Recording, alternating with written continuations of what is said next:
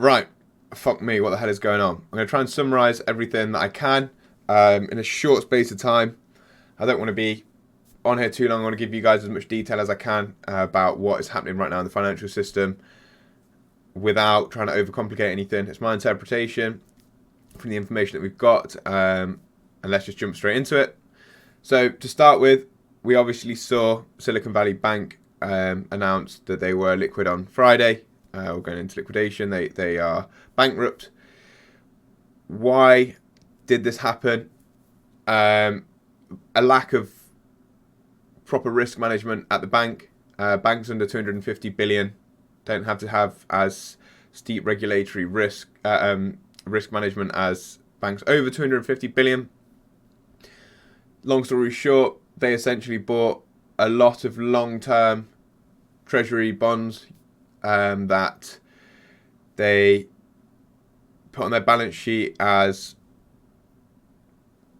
like they were holding it until expiry, which basically means they don't have to include it as a liability or an asset. It's counted as liquid capital.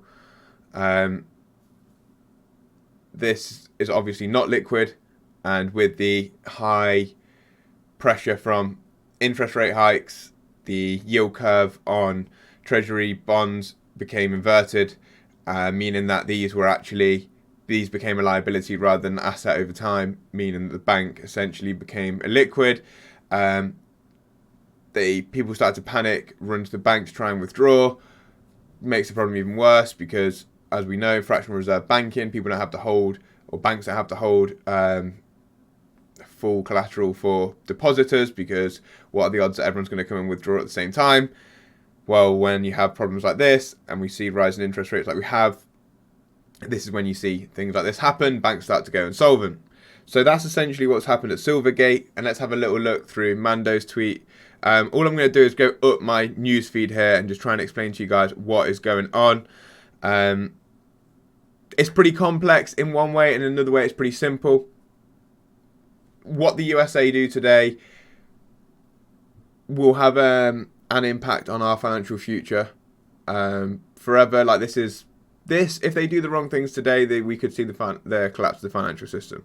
I think it's highly unlikely that they do things that badly that will happen, because they still have a bullet left in the chamber, which is just to put the infinite money glitch on the money printer and just print the dollar into oblivion. If they do that, however, they then risk bringing back inflation, devaluing the dollar. If they don't, and they don't handle it well, though, then we'll probably see the financial collapse of the Western world. Essentially, that is exactly what is going on here. I don't sugarcoat things, and I don't fuck about when things are serious like this. I'm not here to fearmonger either, because I don't think that's going to happen, because, as I said, they've still got a bullet in the chamber if they need it, and that's the infinite money glitch. So I very highly doubt that this is the end of the financial system. However, that has to be thrown into the conversation, because if contagion spread, if all the depositors run to banks today and try and withdraw their deposits, the financial system collapses. So the first thing that they've got to get a hold of is the fear in the market and the contagion of this problem, because now we're on the third bank, as I'm going to go through. But let's just actually jump into what's going on with Silvergate, and then we'll look and see if we can see that happening anywhere else in the market and what else is going on. So yeah, and then we'll finish with what Raoul Powell thinks is going to happen. This is a great thread that I shared from Michael Tan explaining the situation. I'm going to just read it through. He basically said that he was an investment banker, and this is what is going on. Banks take deposits. When they take a deposit, this creates a liability because the depositor can ask for the deposited money back whenever. Banks lend those deposits out to earn interest. Is how a bank makes money. Banks lend some proportion of deposits out because not everyone will be able to withdraw at the same time. Exactly what I was just explaining. This means if a bank has $100 in deposit, they don't have to keep $100 in the bank. They can lend out some portion of the 100 to make money, and just to make sure they have enough in the bank to satisfy any normal withdrawals. So our friendly neighbour at Silicon Valley Bank got a ton of deposits because of many well-funded startups. This is another thing, it's the biggest startup funded bank in the US. So they had loads of deposits that they needed to make money off, so they lent them out by buying a lot of safe bonds with a 10-year mortgage-backed duration with mortgage-backed securities. So basically meaning that they mature 10 years away. This is one of the most important parts of this. This is also back when interest rates were low. These securities yield 1.56%, low yield, appropriate for safe security and low interest rate environment. So now 90 billion deposits locked up for 10 years that are pretty safe. However, that means there's a ton of money that Silvergate doesn't have access to withdraw on if people want to withdraw. It so happens that depositors are startups with bad macro, disproportionately affected growth tech. Some startups have become more likely to ask their deposits back for use for whatever reason. So basically, the small companies' cash flow wasn't managed particularly well, especially with the interest rates hikes. So all of a sudden, they've invested in 1.56% rates, yield in treasuries, and they start to lose value. Because investors can now get 5% yields risk-free from government treasuries, which decreases what people are willing to pay for securities. I think yield just 1.56% with a similar duration. This means that Silicon Valley Bank, sorry guys, I keep saying Silvergate because Silvergate also went fucking bust last week as well. But we can get into that another time. This is the most important thing for me now. Silicon Valley Bank put a ton of deposits in low-yielding bonds that have lost value due to high rates, and now they have a depositor base that's more likely to withdraw. So people are basically saying that they can make more money if they put it into shorter time frames, higher yielding products. So why the hell would they have it kept in the bank? So then they run on the bank, they all try and get their money out, and then Silvergate have enough money to basically pay it out. And that's essentially what it is. And then this is an important part. This leads to a downward spiral, more withdrawals, exacerbates liquidity issues, leads to even more depositors withdrawing, and so on. The big issue with it is like, where does that stop? Like, if Silvergate Bank owe another bank some money, and then someone does the same thing to their bank, like depositors think, oh, okay, cool, the same sort of thing that's happening at Silvergate, I don't want to be caught in the bank, and also maybe I can make more if I put them into treasuries for short-term yield. Why would I not withdraw there? So then that, basically, this is what is called contagion. It moves on to another bank because their issues are exacerbated by that of Silvergate. Let's say they hold 10% of Silvergate's debt, then these things happen there as well. Then we've got the FDIC then came out and said it will pay uninsured depositors at Silicon Valley Bank a percentage of their deposits as an advanced dividend, which obviously isn't great for anybody holding over the 250k in that bank. It is the second biggest collapse in the US banking history, a bank that's over 200 billion. And this is what I retweeted from David Sachs. I thought this was very important. He basically said, I'm not asking for a bailout, I'm asking for regulators to ensure the integrity of the system. Either deposits in the US are safe or they're not. If they're not, look out below, we have a big problem on their hand. This is exactly what I was saying in terms of the Fed have to make the right decisions, as well as the Treasury and the government in the US. Otherwise, we could have a big problem here. I do genuinely think XRP could help with the solution to this problem. We then know that David Schwartz, I tweeted this out. Imagine if a sick twist of fate Ripple's reserves held in SVB. This is what forces them to settle in the SEC case or risk bankruptcy. David Schwartz, Ripple's CTO, tweeted that they did have some exposure to SVB, but they're waiting for a public statement. Brad Garlinghouse did actually come out and give a statement saying Ripple had some exposure to SVB. It was a banking partner and held some of our cash. Fortunately, we expect no disruption to our day-to-day business and already held the majority of our USD with a much broader network of banks. Obviously, a lot is still unknown about what happens to SVB, and is the case with many others. And as is the case with many others, we hope to have more details soon, but rest assured, Ripple remains in a strong financial position. It's ironic that so much of what's happening as some companies scramble to make payroll highlights how broken our financial systems are, i.e. wires still not 24/7 at 365. Rumours lead to collapse and the frictions of moving money within a deeply fragmented system. So this is where XRP, Ripple's on-demand liquidity and real-time payments could really help with things like this, is what I was talking about a few weeks ago on my YouTube video. I basically then put out a warning saying that if you've got over the uninsured amount in the UK in private accounts, move it into other banks where you can be insured for all your money. It's not really a difficult thing to do. Just go down to a new bank, open up an account, and move the excess. That's as easy as it is, because over 200 firms won't be able to pay staff due to Silicon Valley Bank collapse on Monday, which is today. So then we basically got this announcement from the US government that they're going to prevent further fallout. And this is an important thing that I tweeted yesterday as well. When everything feels like doom and gloom, it's normally not a bad time to be looking to purchase assets. If the US do come out tomorrow, which is now today, which the market's open in like an hour and a half, then if they bail out Silicon Valley Bank and stop this contagion by printing money, assets will go on an absolute tear, in my opinion. This is like equities and crypto. If they don't, we could see the market get obliterated today, to be honest.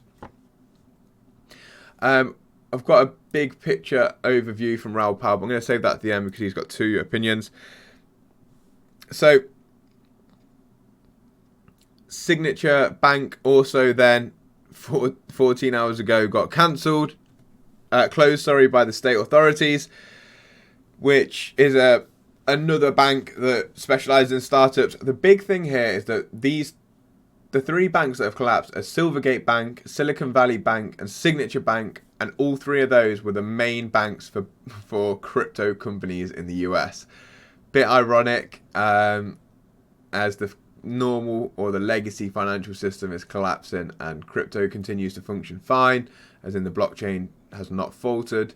Again, it's the traditional financial system. But that is not good. That's further contagion. Whether this is orchestrated or not, I actually don't know, because it seems a very directed attack on to crypto bank holdings. Then in the UK, HSBC agrees to buy the Silicon Valley Bank UK for just £1, so they bought their liabilities and assets, obviously. I think a similar thing might happen in the US. JP Morgan might come through and scoop up Silicon Valley Bank, but you're just creating such big powerhouses of banks of JP Morgan, Goldman Sachs. These sorts of people are just going to be so powerful. And then Arthur Hayes tweeted, "Are you ready for the motherfucking bull market?"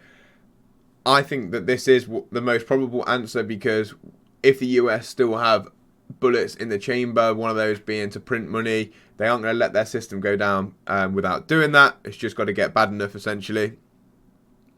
And then this morning, First Republic Bank, with 212 billion in assets, sees its stock down 55% pre-market. This is not good news, guys. I'm telling you now, there's something here that could be really, really bad. It's got to be sorted out well by the US government. Will they do that? Do they have a track record of doing that? Your guess is as good as mine. I honestly don't know what is going to happen here. Then that's just another tweet about Silicon Valley Bank being bought out by HSBC. And then we got this from the FDIC, that Silicon Valley Bank shareholders and unsecured debt holders won't be protected, but they're basically saying that everyone with deposits should be protected. And my final thought on the matter is this the USA's way of capturing all crypto companies' fiat deposits? From what I've heard, Signature Bank and SVB, being Silicon Valley Bank also, as well as Silvergate Capital, were huge for crypto companies in the US, and now they're directly owned by the FDIC. So what do we see there? Do we see them getting sold into big, huge banking conglomerates like JP Morgan, and then they're going to now have access to all the crypto companies directly? Like, how is this going to work? I honestly don't know. It's just a bit mind-boggling right now. I'm trying to keep you guys informed as much as what I know, and I only know as much as what I see on Twitter, essentially. I don't have anything extra that you guys don't have. But one thing to do today is not to panic. As much as things may look like doom and gloom, and it's going to look like that all online, like I said, if the Fed and America choose to bail out these banks, your assets will go up massively in value, in my opinion. They'll just print a shitload of dollars, and when they print a load of dollars, we see assets appreciate in value. US 2-year treasuries down 9% on the day. They were all the way down like 14-13% at one point. 10-year treasuries down 6% on the day. DXY down 0.6%. Crypto, Bitcoin's been doing pretty well, to be honest. You've got to think, if people are withdrawing cash and are scared, probably going to get at least a little bit of some outflow into crypto. Gold as well, doing pretty well, as you could probably expect. Everything isn't looking great. This is the thing that I wanted to talk about from Raoul Pal specifically. In the bigger picture, the real issue is for all non-Silicon Valley banks. Is this Signature Bank? I'm not sure. The real issue for non-SIB banks is that the yield curve is too inverted. Rates are too high for them to survive. They either keep deposits low and lose depositors, or raise deposit rates and lose money. Either way, it leads to eventual death. Basically, the Fed need to cut and steepen the curve. So what he's saying is the Fed have got to change their monetary policy. Otherwise, small banks are just going to continue to go out of business, because how can they attract customers in if they can't give as much of a reward as people can get outside of the bank? It's that simple. This is what we've been talking about for a long time. This is what the Fed have been literally trying to make happen. Obviously, they didn't want the banks to go bankrupt, but they literally said, oh, we're just going to keep raising rates until something breaks, and now everything's breaking. So let me finish with Raoul's, what he thinks is going to happen. Everyone's given their 2 pennies on Silicon Valley Bank. This is mine. Fed's jack up rates. Deposits can't or don't raise. Deposits flood into CDs and bills, leaving the banking system. Any mark-to-market losses on the bank's investments now compound their weak capital base. Depositors and shareholders get the fear. Deposits flee. End, literally. Answer, probably to stop QT, so quantitative tightening. Free up a reverse repo market. Protect the banks with weak deposit bases. Smaller banks quickly. In the 1980s, we saw similar in the S&L crisis. It wiped out regional property markets for some time. The problem today will probably wipe out both startups and small regional businesses and local property markets if it continues. Summary, the Fed overcooked it. They need to pivot, or they can let it all burn. There's an election next year. Politics will play a big role. The firemen will be forced to put out the flames. Note, this is what happens when you raise rates too far, too fast in a massively indebted economy. Reply, guys, my exact facts may not be perfect, but this is the right direction. And I'm on the same page as Raoul. I've been saying this the whole time. The Fed needed to change direction, otherwise something was going to break. Now something that's broken, we've got to see how they react to this. I feel like I've not got my opinion across very well. The most important thing to do right now, guys, if you're unsure, is follow some people that you really trust online. I will just give my best opinions. I have no experience in markets like this. I can only tell you what I know and give them my perspective about what I see. It isn't good. Like, it's really not good. We could be looking at the financial collapse of the whole Western economy here. And you're not going to see it much on the news, because remember, the banks own the news, and if people become spooked, then people are going to withdraw money, and if people withdraw money, then we're going to see further bank runs. Understand what's at play. Protect yourself as best as possible. Assets like gold, crypto, precious metals that you store yourself are your own assets. They can't really be tampered with. A certain amount of capital in banks that's insured, you're fine with. And other than that, guys, just be safe. Don't do anything stupid right now. If you have some cash on the side, be looking at opportunities. There's going to be opportunities out there to purchase things. Don't rush your investments. But yeah, if you need anything, I'm only a message away on Twitter, and I will continue to update you on the situation. I was written my newsletter last week, and I've still not completely got my head around of what's going to happen, because one decision from the Fed is going to change everything one way or another. So I'm trying not to give too much of a weighted opinion. I personally believe they're most likely to save the banks and start to debase their currency again, and assets will increase in value, because why would they let their whole system collapse if they've still got that as an option? Other than that, guys, I hope you enjoyed the video. Please ask me any comments in the comment section below. And until next time, peace up, A-Town down, as Usher would say.